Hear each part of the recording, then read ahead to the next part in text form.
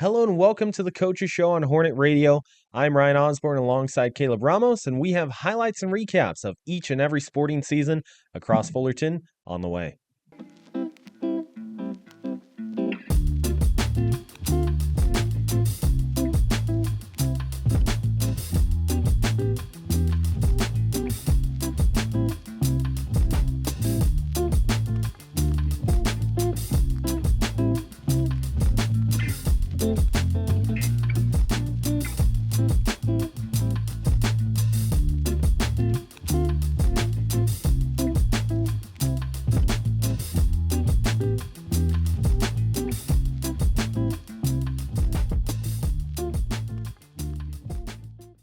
We start things off with swim and dive. The Hornets had more than a few athletes who improved across the season, even from one meet to another. An example being Eliana Fernandez, who swam a 500 freestyle in just a shade under 7:30.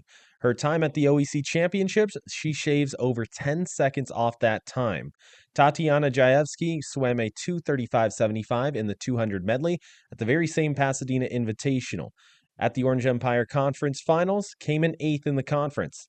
Fullerton's Emily Kim also came in with a top 10 finish in the 200 free in the conference after not swimming in the Pasadena Invitational. Now let's head over to track and field, the other kind of individual sport, and let's focus on the OEC finals as that was the culmination of all the athletes' hard work during the season. For the men's in the 100, Thaddeus Jones unfortunately did DQ with a false start, but Ethan Chow and David Garcia got 3rd and 8th in the conference respectively. Jones and Chow also made it to the 200-meter dash finals, with Jones getting 3rd and Chow getting 9th. And now let's head over just a little bit further to the 400-meter dash, where we go back to Garcia, and he ended up in 6th place in the conference.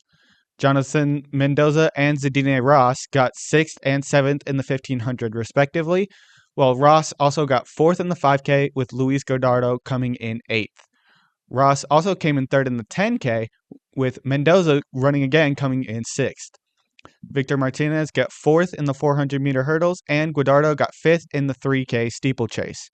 And then now, as for the relays, the team of Martinez, Garcia, Nahon Tesfalam, and Chow got 3rd in the 4x1 and 2nd in the 4x4. Unfortunately, none of the field events had anyone in the top 10 besides triple jump, who had Ethan Tarkishan and Colton Gu in 8th and 9th respectively. You look at the men and women's tennis teams, they finished 9-9 and 8-7. The men's team had a tough time of it towards the latter part of the season. The men actually went 1-4 in their final 5 matches of play towards the back half of their regular season and lost 5-0 to Ventura in the SoCal Regional Championships. However, the Hornets did get a 9-0 victory over Saddleback to make a statement in the OEC.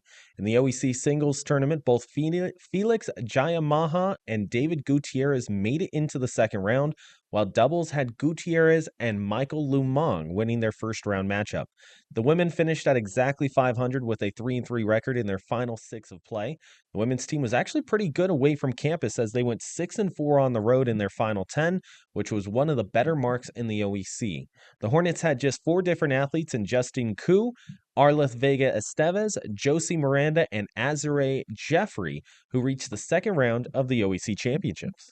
Now let's jump over to men's volleyball, no pun intended. And they did unfortunately have a losing record at 9-13, but they were just a flip of their last 2 losses in the regular season from making it into the playoffs. However, this was one of their better seasons in their team history since they were reinstated as a program in 2017 and before that as well. Numerous team and individual records were set in this season, as the team set the record for the most blocks in a game and in a season as well, and they also got the record for most digs in a season. And now let's head over to individual records. Setter Evan Shank has a record for most career assists with almost 1,400. Middle blocker Jasper Nadelson has the record for most blocks in a game in the same game as the team record, which kind of makes sense now that I think about it. Middle blocker Samuel Chavez has the record for most blocks in a season, while libero Keegan Martin has the record for most digs in a game, season, and career, all within this season alone. Pinch server Nathan Cho has a record for most service aces in a single season, while star player Sean Shook for the Hornets was only one kill off of joining only 5 players in Fullerton College men's volleyball history to ever have 200 kills in a single season. And speaking of killing it, the softball team on campus had a good run defending their title as state champions. The Hornets finished 17-21 in the regular season, not their best in recent years, but they had themselves a top 3 finish in the Orange Empire Conference. They needed to get hot at the right time in order to do so, and did exactly that, finishing the regular season on a 4-game win streak. In the playoffs, the Hornets quieted the doubters, myself included, quickly as they swept a higher-ranked Mount Sac team with scores of 2-0 and 3-0. Grace Workman was a sensation as she threw all 14 innings and didn't give up a singular run while scattering 11 hits total. For the season, the Hornets had a record-breaking performance from Veronica Moore, who set the all-time record for career RBI, had 91, and a top 10 placement in both home runs and extra base hits. Also adding to the successes of the season were Bethany Morrison and Hope Morales, who were both driving in over 17 RBI throughout the entirety of the year.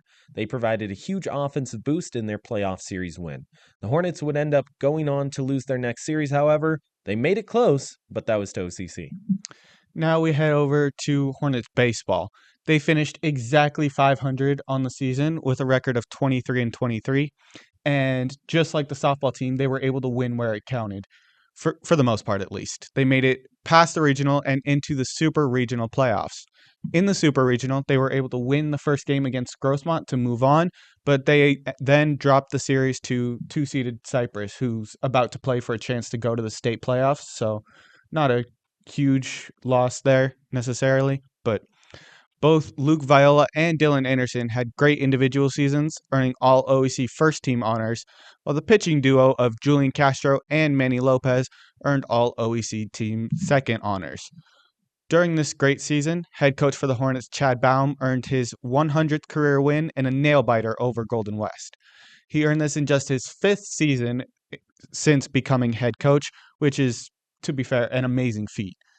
Also during this season, Trevor Schmidt set the record for most career RBIs as a Hornet with 120. Second time we've seen this record fall this season. We'll see if this Hornets team will be able to improve next year and potentially make it to the state playoffs as they hopefully retain half of their All-OEC players. Mainly Luke Viola, who is now second all-time in the record book for batting average, batting a .448 over the course of this season. When you turn it over to men's basketball, they came oh so close to winning a state championship again as they reached the 3C2A final. Fullerton were able to come away from the season with a 30-4 record overall and big-time wins over San Bernardino Valley and once in the playoffs, Southwestern, Chaffee, and Consumnes River.